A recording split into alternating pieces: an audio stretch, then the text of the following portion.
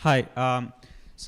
You spoke a bit about the the boost and the negation of the SAT scores that black applicants may receive with comparison to Asian people or in comparison to white people. Yeah, I spoke about the Princeton study, correct. And you also spoke about how there is not an equality of outcome in this nation.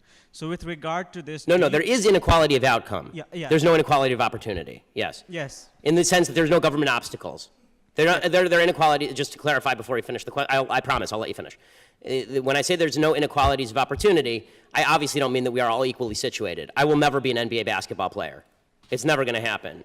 Although I could probably make the Lakers roster, they're that bad, but go ahead.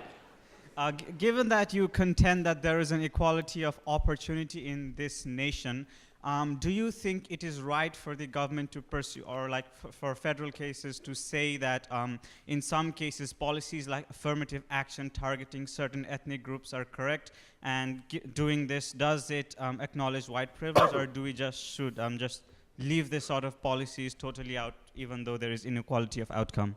No, so my answer about affirmative action and government policies that are meant to rectify these inequalities of outcome, no, I'm very much opposed to those. If you have two people who have equal SAT scores, and one of them happens to have had a bad childhood with obstacles to overcome, and one happens to have grown up in a very rich household, then that's an actual factor that has to be taken into account. But if somebody gets an SAT score that's 200 points below somebody else, and the only differentiating factor is their race, that's racism.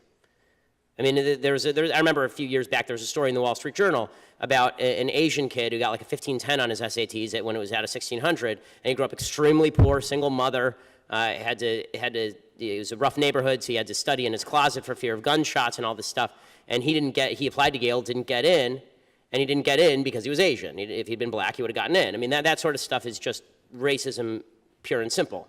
I don't understand why Colin Powell's kid is not worse off than that Asian kid was. And we're all differently situated, so let's look at each other as individuals. There's some black people who have it really bad in this country. There's some black people who have it really great in this country. There are a lot of white people who have it really bad in this country. There are more white people on food stamps than black people, by a large margin. There are more white people on welfare than black people by a large margin, which is not to suggest that black people are not on average poorer than white people, because they are. But we're going to be in a much better position to do justice when we stop focusing so much on the perversion that's known as social justice.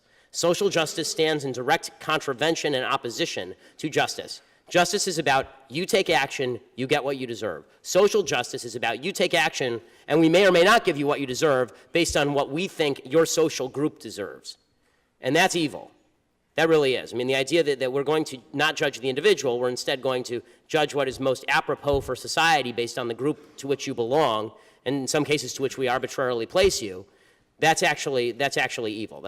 Social justice is another word for redistribution of outcome and unfairness. Justice is a word that doesn't need a modifier.